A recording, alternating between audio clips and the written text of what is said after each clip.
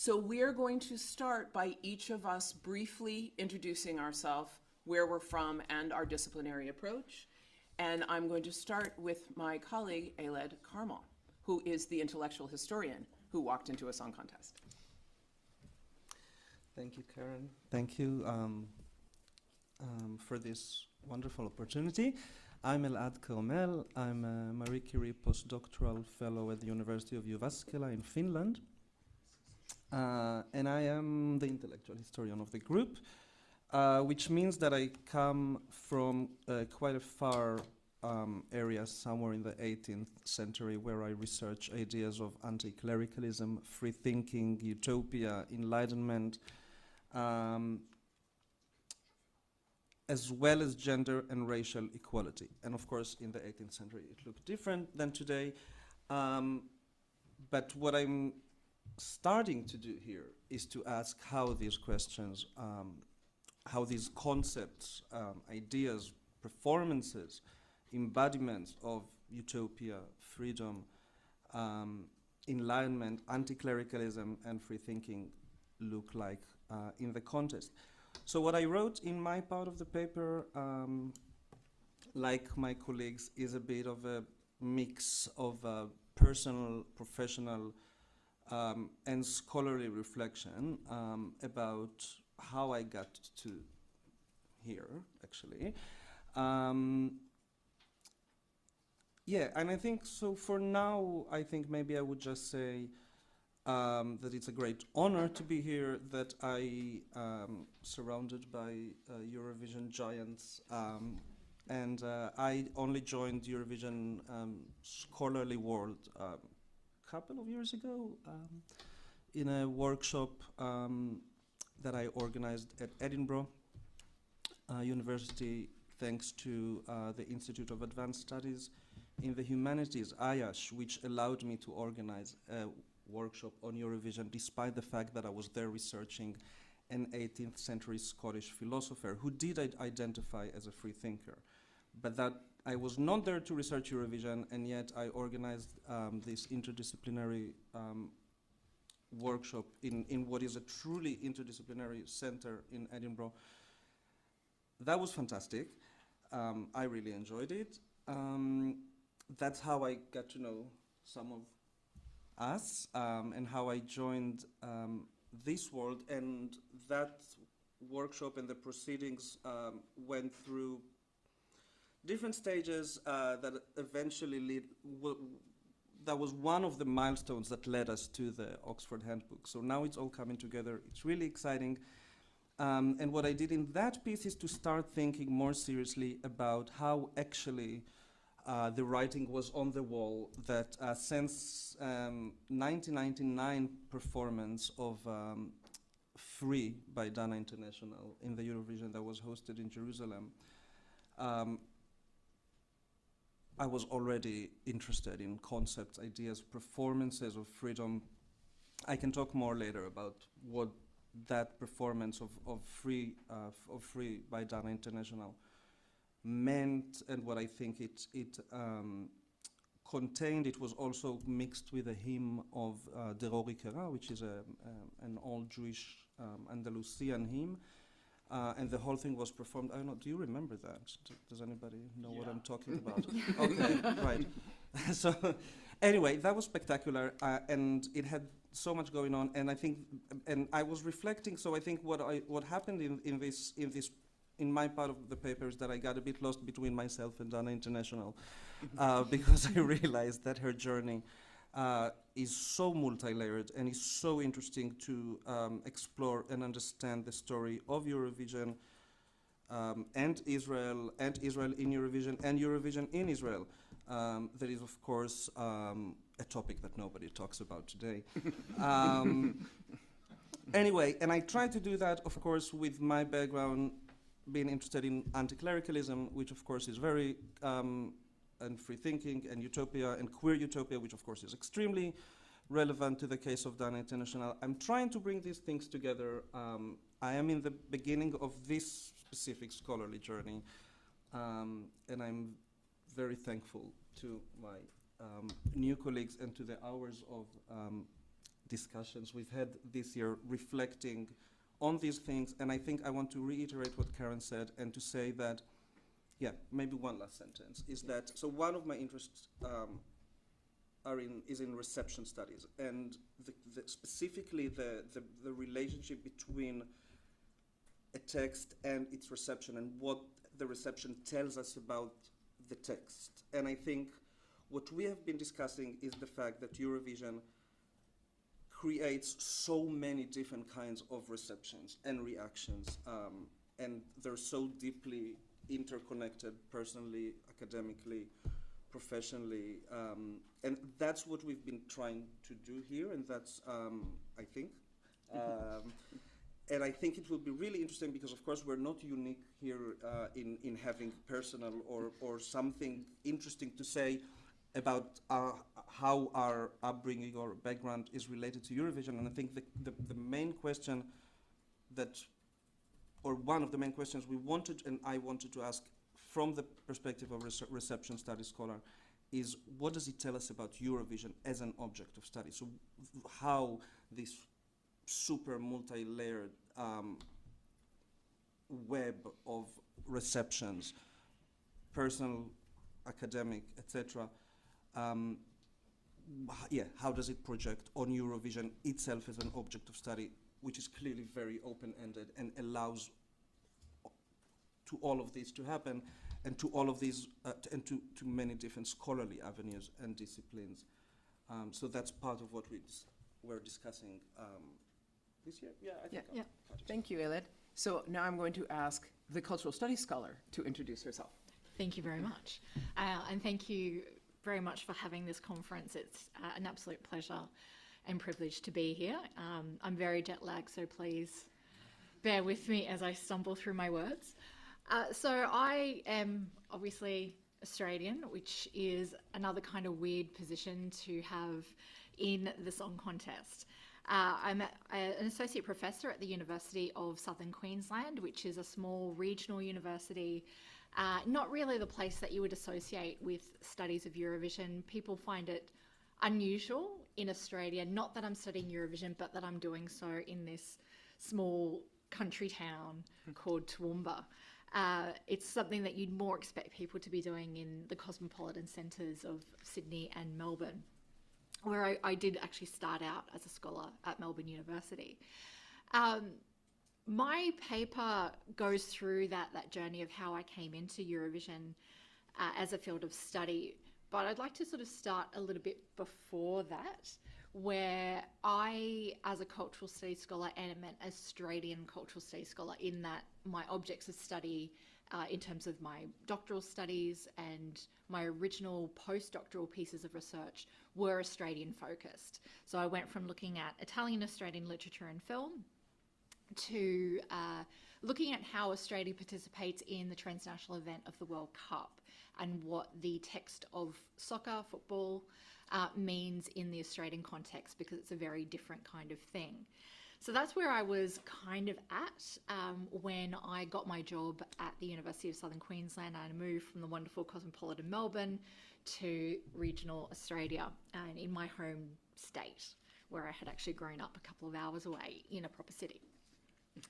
And it's a really difficult thing when you transition from being an early career researcher that doesn't really have a place to live, academically speaking, to a full-time position where you're paid to research and do those things. And I went through a bit of a crisis of identity.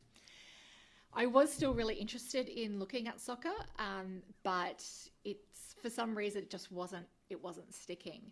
And I saw a call for papers come up from Catherine Baker for the Southern Eastern Europe Journal. And I thought, I've always been really interested in this. I grew up watching Eurovision. We've had it in Australia since 1983. Coming from an Italian family, we watched a lot of SBS TV in general, because that was the channel that really catered for the multicultural population. And I had hosted Eurovision parties with my friends in Melbourne. So it was something that we would nerd out together. about Eurovision and its politics and the representations and everything that was going on. So I thought, I'm just going to go on this little side quest and see what happens. It wasn't supposed to be a complete redirection of my research, which it ends up having been. It was really just supposed to be something to do while I kind of figured out what I was going to do. But while I was doing that, I made one claim, or I sought to make one claim in that first paper about Australia and Eurovision, which is a nice little story that we keep on saying that the reason why Australia likes Eurovision is because we have so many post-World War II European migrants. I'm the child of a post-World War II European migrant. They were both migrants, but anyway. And so I thought, okay, well, surely somebody's done something about this. And when I went looking, there was actually zero research on Australia and Eurovision. And I found that really weird because I hosted Eurovision parties. I knew about lots of other people hosting it.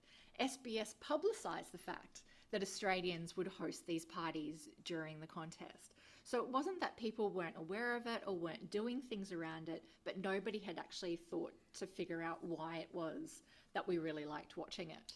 And so I thought, I'm going to do that. I'm going to find out. And the answer was actually because it's fun, which when I first found that out, I was a little bit like, oh, what am I supposed to do with that as an answer? But when you poke into what people meant by fun, it was really complex. And fun obviously is a very subjective thing. For some people, the politics of it is incredibly fun. For other people, it's the gathering together to watch it with other people and, having fun food and everything is fun. For other people, it's the voting, it's the ranking. So fun was this really kind of complex thing that ended up mainly being about community and belonging at the end of the day. So it was a really wonderful finding, even though it's just a three-letter word. So that's how I got into it. And, once you sort of start, you keep on going there. And initially, Australia was really my focus. And I think that's, I'm still the go-to gal for talking about it. But increasingly, because of the field that I also teach into, which is oddly international relations, I became more and more interested in the diplomatic dimensions of it, which links back to my soccer research. Where I'd written a paper like in 2009 about how Australia was negotiating the Asia-Pacific geopolitics through soccer and whether or not that was a better way of connecting to the region culturally. And certainly we can think about how things like Eurovision Asia and the failed Eurovision Asia-Pacific that SBS was trying to do, how those also play into the mechanics of cultural diplomacy in that particular region. So I'm still really interested in Australia, but I've kind of broadened out a little bit more based on that diplomacy and certainly how fans experience that. So I think that's me. Thanks, Jess. So I am the theatre critic, so I'll now introduce my way into Eurovision. I am from the US. I did not grow up with Eurovision. I didn't know what it was.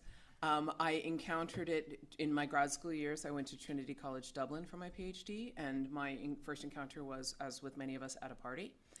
And I was, at that point, very close to the end of my PhD, and there was money sloshing around Ireland at that point, lots and lots of money. This was before the fall, before it all came toppling down.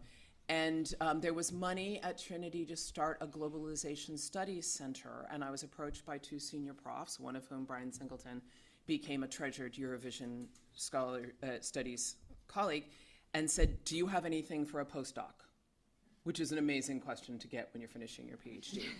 And I watched Eurovision at a friend's house. It was friends who were a gay couple who were having a party. It was very extravagant. You had to choose a country. You had to come dressed like your country. You had to bring the food. Mm-hmm. And it was 2003. And I was completely bowled over by my experience of watching Eurovision and the participatory spectatorship in that room and the competition to be the most hilarious person saying the bitchiest things, and Serta Barener won. And I asked my senior colleagues a couple weeks later, do you think I could do a postdoc in Eurovision? And they were like, yeah. And that was a life-changing event for me. And as I explain in our paper, I approach Eurovision through my tools and techniques and disciplinary background as a theater critic. I was a journalistic theater critic before I was a scholar, and I continue to be one. And so I approach the contest through the performances of songs. What is being expressed on stage through these bodies, these noises, these images? What do they all add up to in terms of signs and sounds? And what's been so interesting, I think, for all of us as we've come to this project is to ask to what extent we haven't actually been using our basic skills.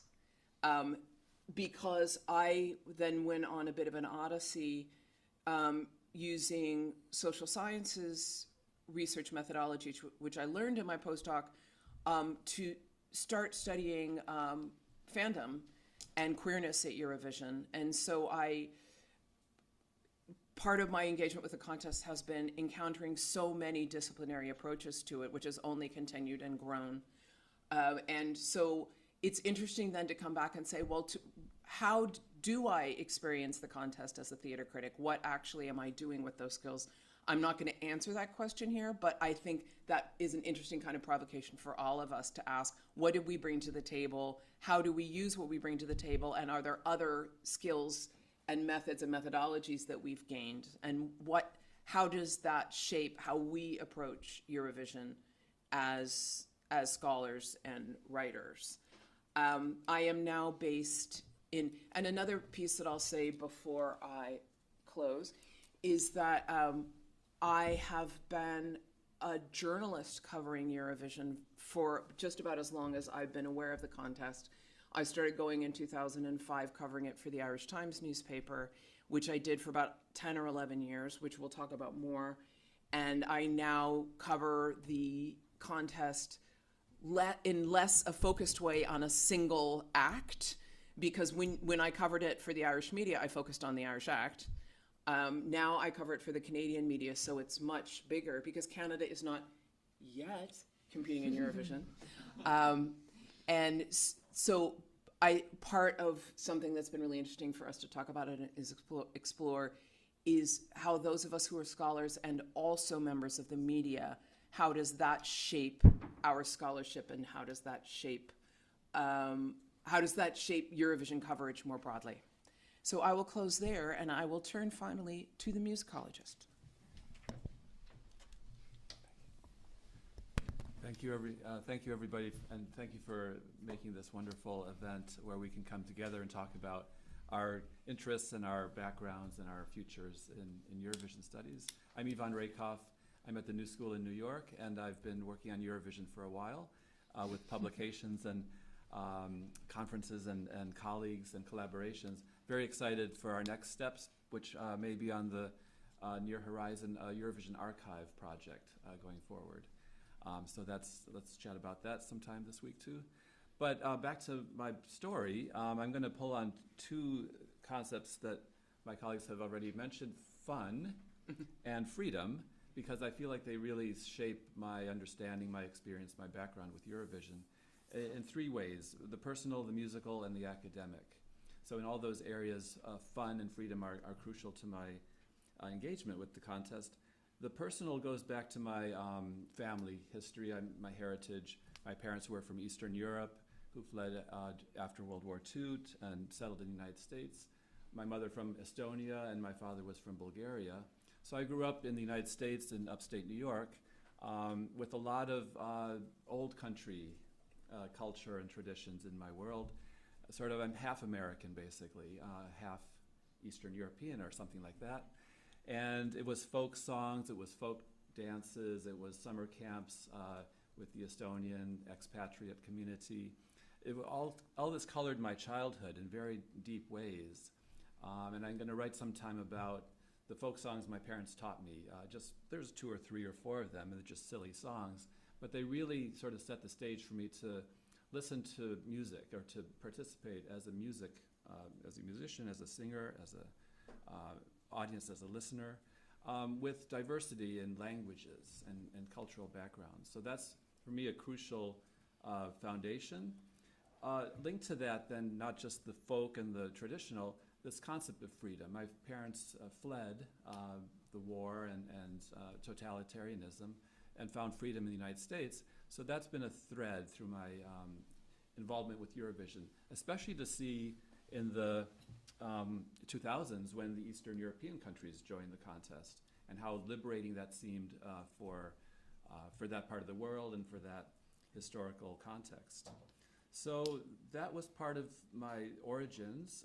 The other part is the music. So I was, from a young age, playing the piano. I was a concert pianist training, went to conservatory and played recitals and concertos and all that. So the high art, classical music world is where I came from. That was fun as well. Also liberating in terms of freedom from American popular culture or my daily life as an American. It kind of helped me to rise sort of socioeconomically from my parents' working class origins. I was able to go to college. I was the first person in my entire extended family to go to college. I went to a conservatory, and from there to sort of go academically further up. So classical music was really my ticket to sort of advancement socially, and also as a chance to get out of the country, to study abroad in Europe, in Vienna or Budapest as a classical pianist. So Eurovision fits neatly into that story too of freedom and liberation, because I was able to listen to Europop and Eurovision as a sort of escape from my home and my cultural context. That brings up a certain amount of issues with taste, because as a classical pianist, of course, there's no place for ABBA or campy, trashy Europop. So I had to negotiate throughout my life a kind of relationship with high art and low art. That started back when I heard Dancing Queen on the radio in 1977, and I asked the Swedish exchange student we had, Nils, like, what's this band, ABBA? He's like, yeah, it's from my country. They won Eurovision. I was like, oh, what's that? I don't know. And he said he didn't really care for that music because he liked the Sex Pistols. So right there I had a lesson in taste and values. So I had to also escape the high art world of classical music, and Eurovision gave me that fun escape. The rest of the story, I've written a little bit there about academia, grad school, where I was supposed to work on my dissertation on the Romantic Pianist, which became a book years later. But nobody really wants me to talk about that these days. So I'm at Eurovision conferences more regularly, which I don't mind at all. I love it. So that's kind of the story the path I've traversed in terms of fun and freedom through different contexts, from the personal to the academic to the musical. Thanks, Ivan. I will also say that Ivan is a dear friend of mine who I've known for decades, and I have never heard him play the piano. And I think that needs to end this week. Yeah. Okay, here we go. He didn't know I was going to throw that down, but I'm throwing it down. Can you play Dancing Queen? Yeah. Let's just say I haven't practiced for 20 years because I've been doing Eurovision research. So having introduced ourselves and kind of laid down some of, I think, a lot of the themes that we're looking to tease out, we've already introduced you. So we've now come up with questions arising that we're going to ask each other from our papers. And again, please let's be conversational. So if things are coming up that you want to ask, please raise your hand and let's make it a conversation. Utterly spontaneously, I have a first question for Jess, which I'm going to read now. Jess, in your section, you write about not just knowing particular things that emerge in your research, but feeling them.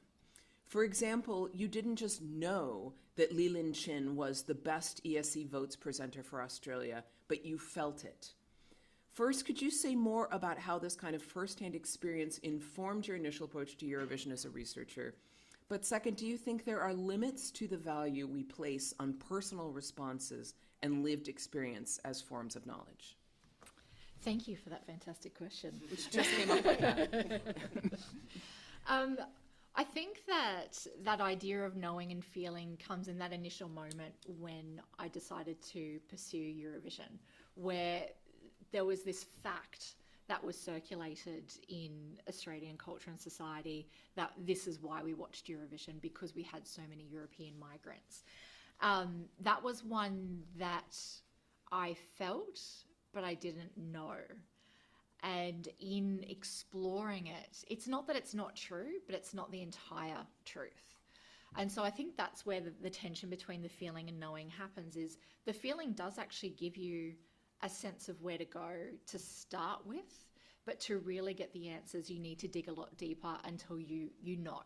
And sometimes what you find out in that knowing will destabilize slightly that feeling, but sometimes it will confirm it. So I think that's part of where it emerges. But I think it's one of the reasons why I really like reading different scholarship about Eurovision from scholars of that country, because I learn things about how it's received and experienced that I don't think that I can find necessarily as somebody who's not of that culture, because the authors bring with them their own lived experience of being, for example, a French Eurovision scholar and living here and knowing everything that's happening in the media, everything that might be the career of that person, the conversations that you overhear or that you have with people, all help you to think about these things in slightly different ways.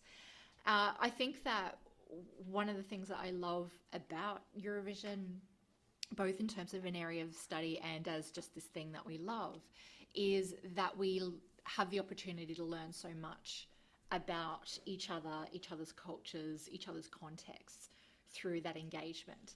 And I think I'm going off the knowing and feeling thing here, but we do begin to know a bit more about each other and our context through that engagement, which is part of where I think it's the possibility rather than the limitation. But you can't just rest in the feeling. You do have to go beyond the feeling into the knowing for sure through scientific research. Yeah. I mean, part of the second part of this question, which is what are the limits of the feeling piece, kind of came out of our experience of deciding to approach our paper for this conference in the way that we did, which is to talk about our personal stories. That, for my formation as somebody who I think I could now refer to as a senior academic, is not how I was trained. That is not appropriate for me to talk about my personal background, my identity position, my intersections. That I was trained that there's things called facts and there's things called knowledge, and that is what we study. That is something that has evolved massively, since the 1960s and since the year 2000. And so, but it did still feel somewhat transgressive, I think, for us to say that we were going to approach this by saying, no, let's tell our personal stories. Let's talk about how we're coming to this through our intersections, gendered, sexed, national, raced, etc. And I think that is because it feels transgressive and at the same time, to keep the theme going, fun. We wanted to bring that up kind of as a crux point, that we do think that let's talk about all of us, how we got here and how we bring ourselves to this research, but let's also talk about how far that can go. And this, I think, connects to some of the conversations that Elad and I have been having, because we both are scholars and who work on reception. As a theater critic, I work on reception a lot. Reception is deeply subjective. What did you think of Dana International, right? So we could all sit here and talk ad infinitum about our personal response to, but then at what point, where is the shift and where's the crux point to, but what do we know? And I think that that's always a tension, because what we know is, of course, always shaped by our identity positions. So the reflexivity of trying to talk about what we know about Eurovision, but also always to be questioning how we know that and why we know that, is something that is very important to us as an overarching, I think, theme and approach to our work. Do either of the other two of you want to chime in at all about the thinking and knowing? Yes, feeling? intellectual historian, surely.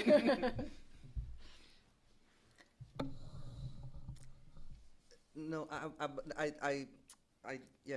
because I have I like the reception studies avenue, obviously.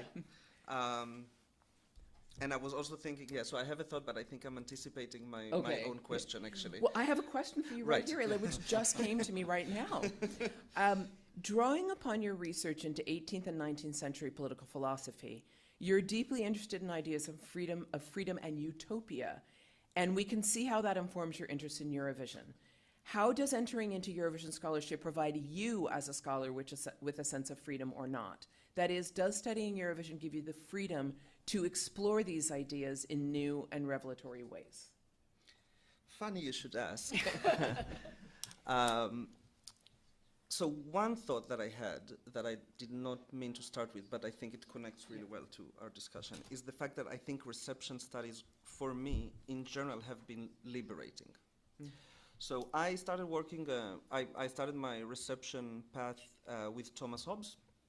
So my work has been my PhD, and my first book are on Thomas Hobbes, the English philosopher, his religious views. And there's been like a really huge discussion in literature for centuries about whether Hobbes was an atheist or Christian or both or neither or either or whatever. And at some point when I turned to reception, it was really liberating precisely because the question shifts, right? The question is no longer, we need an evidence for whether Hobbes prayed before he died or not.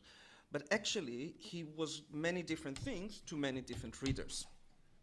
And let's just take one avenue or more and see, and that makes things interesting and complex, and of course it tells us things about why Hobbes wrote the way he wrote, in a way that made different people read him in different ways. But focusing on the reader, there is something really, really liberating in that. So I think that's the first thing that I would say that connects to our conversations, that focusing on readers, on viewers, on audiences is very liberating. The nature of the answers, the questions and the answers shift in a really interesting way to me. But then, of course, also moving from researching conceptions, performances, ideas of freedom in the 18th century to Eurovision is very liberating. It expands the area of research in an amazing way. And I think here the knowing part comes in, because you do have a lot of substance and experience to work with and to apply a set of questions from one kind of materials to a completely different kind of materials. But then I think the third maybe point that I feel liberated when thinking of the story of Dana International and her clearly liberating and liberated journey is the fact that Eurovision allows me not only to move from 18th century to today, but also from early modern England and Scotland, which is mainly what I've been focusing on in my work, to my background and the story of Israel. And I think here I've had some really interesting personal journey, because I remember 2 years ago when I was in Malmo and I gave an interview to Talia Zaks at the Forward about the mess that Eurovision and Israel has become. And I remember telling her, okay, but I'm coming here as a intellectual historian, as a political theorist. I want to talk conceptually, but I'm not coming here as an Israeli, and I don't want to say things. I'm happy to talk about the case of Israel, but I don't want to.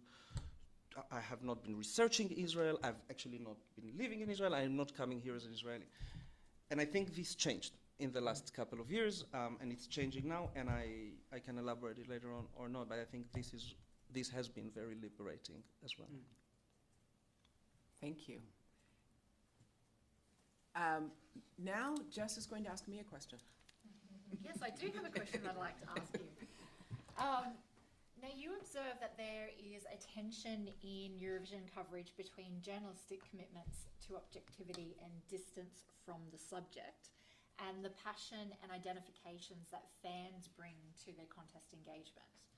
So to what extent do you experience that both in your journalistic and scholarly work on Eurovision? And is there a difference in how you approach Eurovision as a journalist as compared to a scholar? Thank you for that question.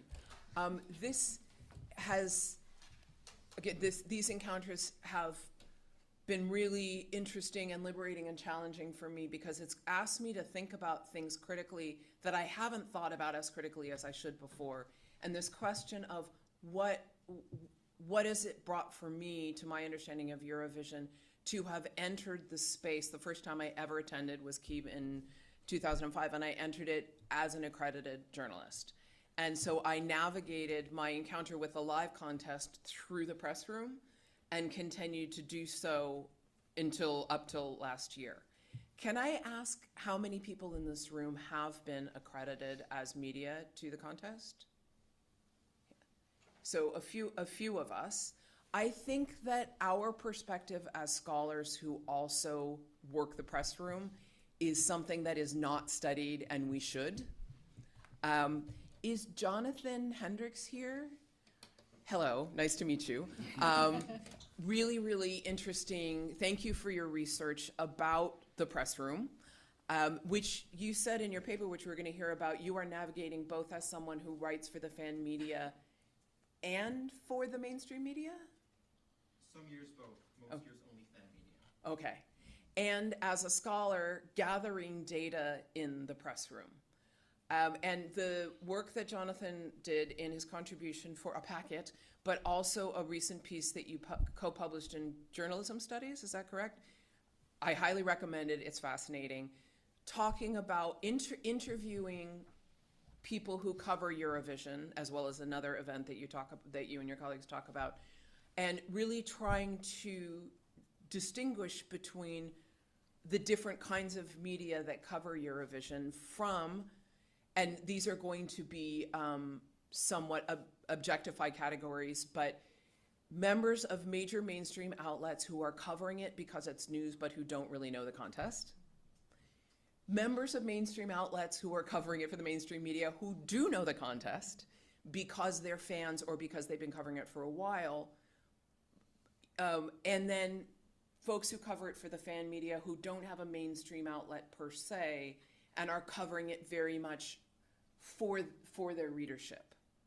And then I would add the other category, which is those of us who might be any one of those things and are also scholars, in some cases doing data collection from the press room. And so how we all relate to each other, because I think those of us who are knowledgeable Eurovision people who've been in the press room have inevitably been interview subjects of mainstream media figures who don't know the contest, who figure out who we are and come to get the info from us.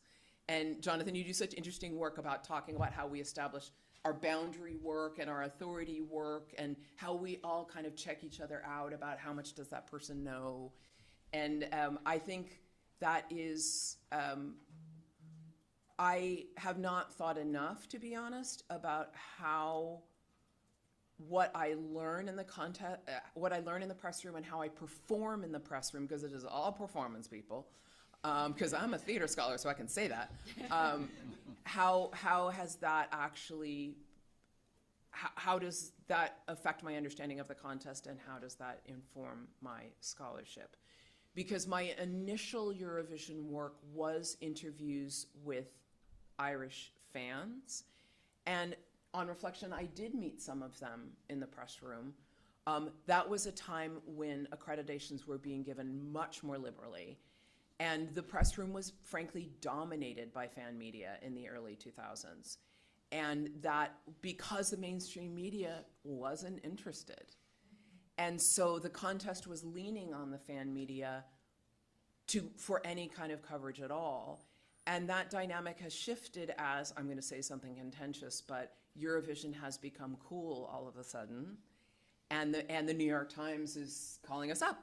And there's now Alex Marshall is a very informed Eurovision journalist doing really important work for the New York Times. That is, to me, something very new, that we have somebody writing for a major outlet who now has a Eurovision beat.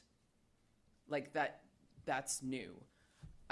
So yeah, I guess that's kind of a free-flowing rant about thinking about how I think it is absolutely intertwined for me that I have worked as a Eurovision journalist as well as a Eurovision scholar. And I guess the final thing I'll say is, because this stems from the thing of like, well, when you're a journalist, you're objective. I think that is also a value, as you've written about, Jonathan, that is really being questioned in the contemporary as we've gone through multiple versions of, and I say this without stigma, identity politics, right? Journalists are now talking about the fact that their identities and their intersections necessarily inform who they are and how they cover, for example, race relations in the United States. And so the notion of journalistic objectivity, I think, is something that is being questioned in the contemporary. And I have always found it challenging that Eurovision journalists, that on the one hand, you are supposed to be upholding this objectivity thing, but you are accredited to a delegation. So I was accredited to the Irish delegation, and my job was to follow Jedward around for 2 years. And they're having a smoothie. And so you are part of the Irish team. And a lot of Irish journalists would go out and drink pints with there's a socialization around your delegation, which to me, I always found somehow a challenge to this idea that I'm there supposed to be reporting the whole contest. No, I wasn't. I was reporting about the Irish presence in the contest. Yes, I had to say who won. I had to take a picture of the scoreboard to make sure I had the points right and everything. But it was the journalism for me has always been skewed by the delegation piece. Is there anyone here who writes for the media or has a scholar, journalist, fan perspective who would like to chime in on this at all? Please.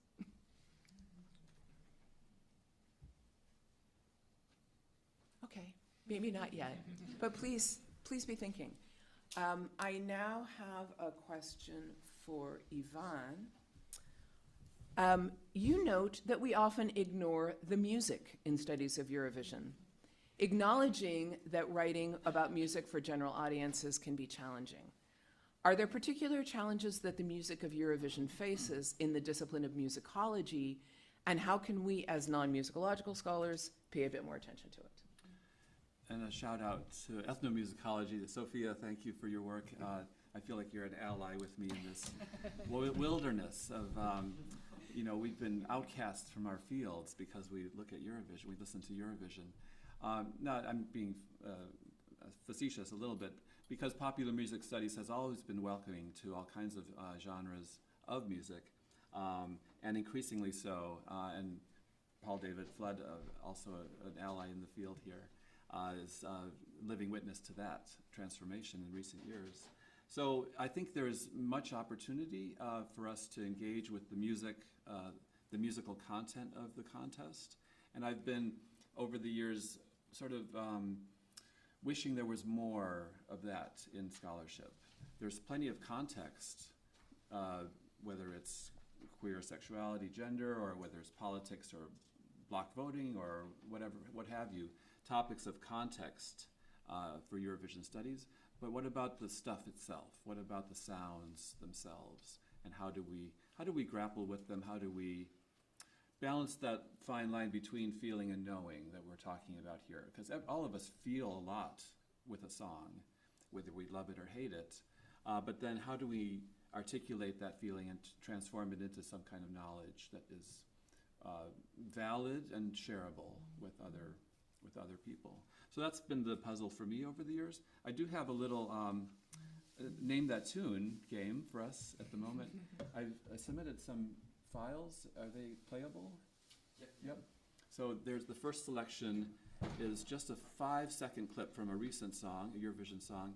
And I wonder if you, first of all, know what the song was. Don't say it yet. But more importantly, can you identify what this melody actually is, separate from the Eurovision context? It's Raykoff 1. First one, yeah, thanks.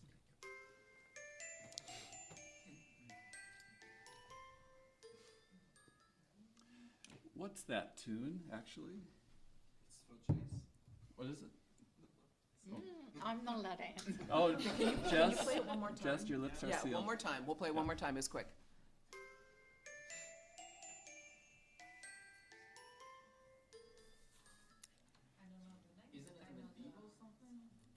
Isn't it from? Yes? What folk song? Maybe.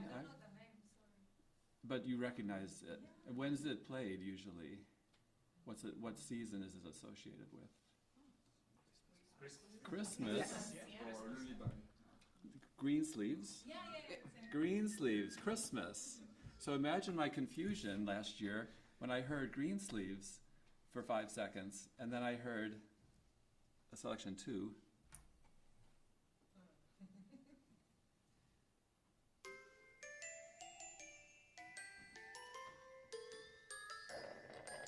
Come and take a sip from my special cup. I know that you could use a little pick me up. What can get you high when you're oh so sad? It's the milk from the milkshake man. We were robbed. I was confused. I was turned on. I didn't know what was going on. So, and the complexity, especially for me, Christmas. Like, what does Christmas have to do with this song? And then that gets into childhood nostalgia for Christmas and Christmas tree and presents. So I was really sort of looping around in my cultural context as I associated with that melody, that opening melody. And it wasn't until some weeks later, after I'd done research in terms of turning feeling into knowing, that I found this clip on YouTube. If you can show a video clip. It's selection 3. Does that play?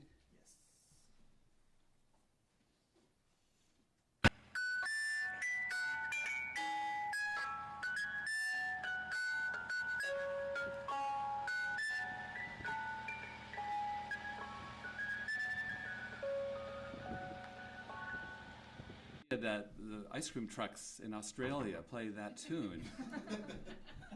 You do.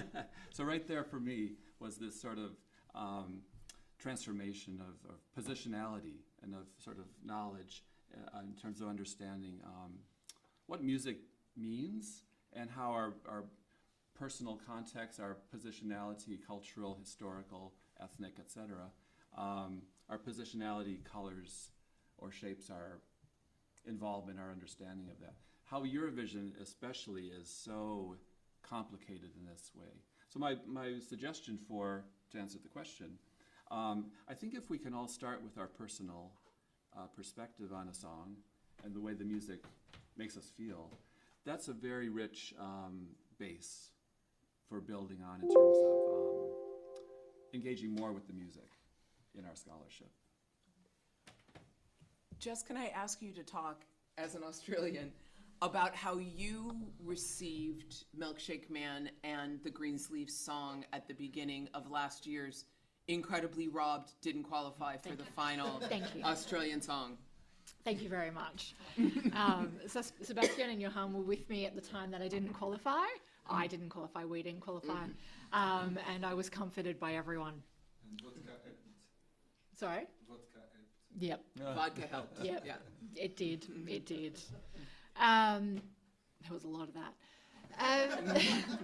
It's one of those things, it made sense to me. I never questioned, once I knew what the song was called, why you would have green sleeves at the beginning of it. And especially when you see the film clip, it's like, yeah, of course.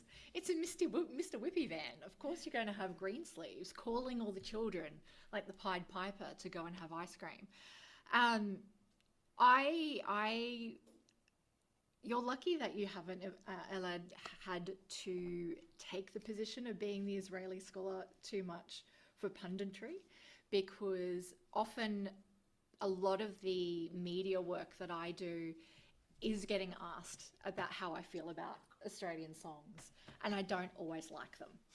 I actually quite liked Milkshake Band because it was just so fun. I have a very diplomatic answer about Delta Goodrem. And I really didn't like Isaiah Firebrace's performance back in 2017. And that's what made me become a lot more diplomatic in what I say, because some lady came after me on social media about it, just because I mentioned that he didn't hit a note. So I think there is this pressure that's put on you to like the song if it comes from your country, and you might have experienced that as well when you're following around the delegation. Even if you hated it, you have to be diplomatic about it, and that makes it very difficult, and it makes it more appealing to want to separate yourself from your positionality, like you were doing, and saying, actually, you know what, I don't want to speak about being an Australian. I want to speak about how the politics of everything is affecting the contest and how fans are experiencing and articulating that, which is where my research sits now. I don't want to tell you that I don't like the Delta Goodrem song, or that, I want to say really nice things about it just to get people off my back. So there is this other kind of diplomacy that comes to play when you become a public voice, and you are the voice that is frequently spoken to about how do you feel about Australia in the song contest? What do you think of the song? It makes it really kind of challenging. Yeah. And to me, that in terms of thinking about all of these categories of the relationship between us as scholars and all the different kinds of work that we do around the contest, I didn't mention, but now we can add to that list, the pundit, the person who gets called up, not to be writing your own media account, but to inform other people's media accounts. I kind of referred to that a little bit about the experts. How many in the room have ever been called up to speak as an expert to a member of the media about Eurovision? Yeah. It happens, right, when you are somebody who knows a lot about Eurovision. And that question of how we position ourselves, and particularly around the questions, because Jess has become the voice in Australia around the contest, and the diplomacy piece, because you're reporting back in a lot of cases to Australian media. So there is an expectation of either having a positive opinion or having no opinion at all. I think diplomacy is also a really interesting aspect of what we do, and I certainly found that as a member of the Irish media, that we all know how Ireland has been doing in the contest for the past 25 years, and that was really challenging to have to always find a nice thing to say. Ivan? One more selection to wrap up. Sure. Also name that tune. What country is this song from? What year? What language is it in? And what's it about? So can you play a final clip? Yeah. If you know, just raise your hand. Country, language, year, and what's it about? You already did? Mm-hmm.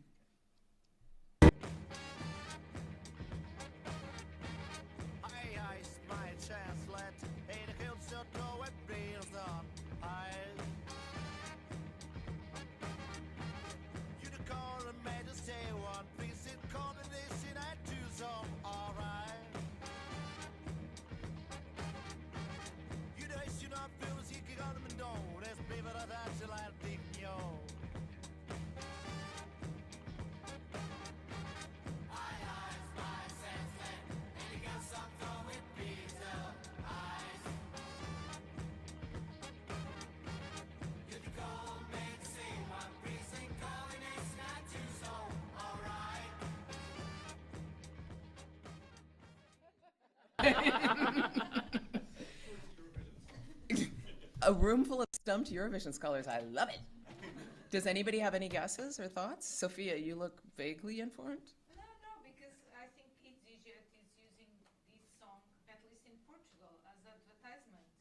Yes. Oh, really? It was advertisement on YouTube. This Yes. guy, what? Oh, yes.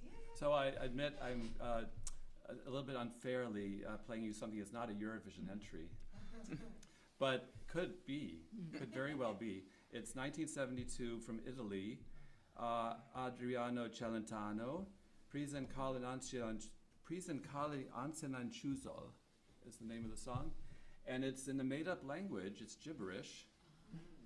And he improvised the lyrics to sound the way American rock and roll sounds to non-English speaking fans. That was perfect Eurovision. And I've looked up attempts to translate it into English. For example, my eyes smile senseless, but it doesn't go with diesel.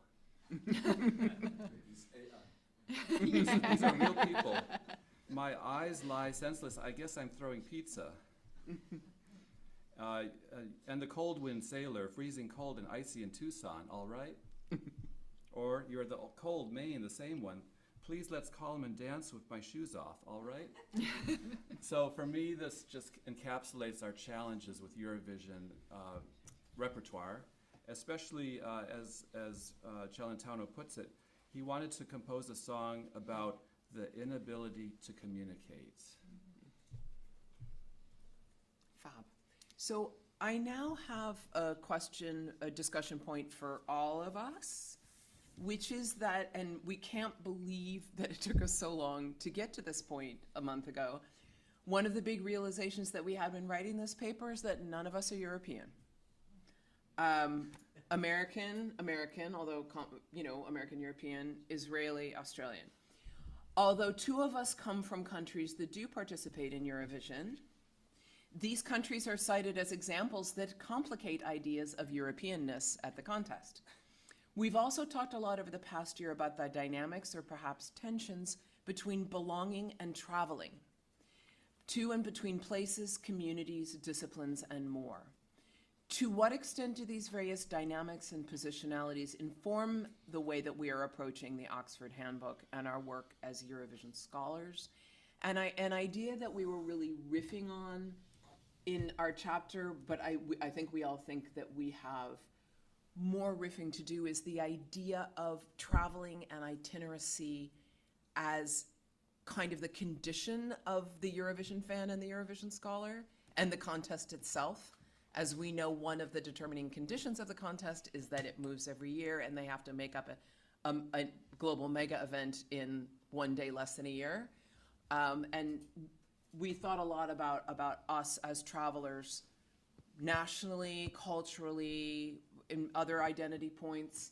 And as we've been talking about from in and out of our disciplines, how do we travel disciplinarily?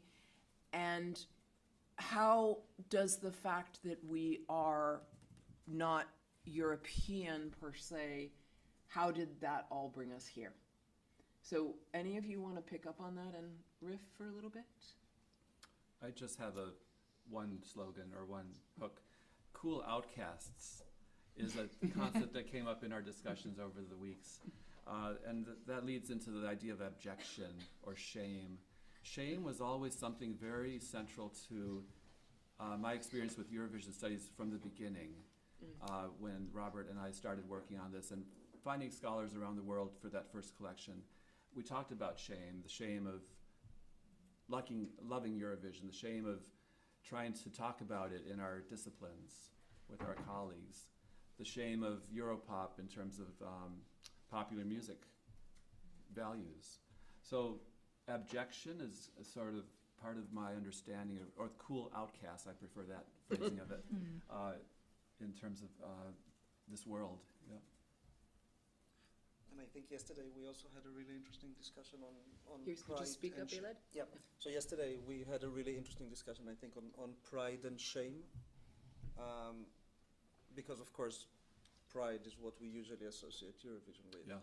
But then shame seems to be the other side of this coin, and more so recently. And I think it especially, maybe not especially, but I think in the Israeli case, it's been very interesting because I think there is this has been this pride of being part of Europe. which is now gradually turning into some kind of shame of being Israeli. But I think it's a really interesting thing to think about. And and maybe one more thing to say about this question is that, so in my section of the paper, I wrote about a song that was released in 2014 in Israel, which is called Po ze lo Europa, This is Not Europe, or Here is Not Europe. And that's a really interesting song. It's not a Eurovision song, but it was composed by Doron Madeli, who composed Toy. And it's a song that was a part of a gay party called Arisa, which is the Mizrahi, sort of like the Mizrahi Gay Alliance in Israel, which in itself is an interesting alliance, Mizrahi as non-Ashkenazi, I mean. And it's a really funny, really good song, actually, sang by a really prominent Israeli singer from of Yemeni descent. And the point is that it's basically to tease the Israeli gays who like to delude themselves into thinking they are European, but actually they're old Middle East. And I think that's really interesting in reflecting on how Eurovision has always been this way of claiming Europeanness, and what it means that when now, of course, it is shifting.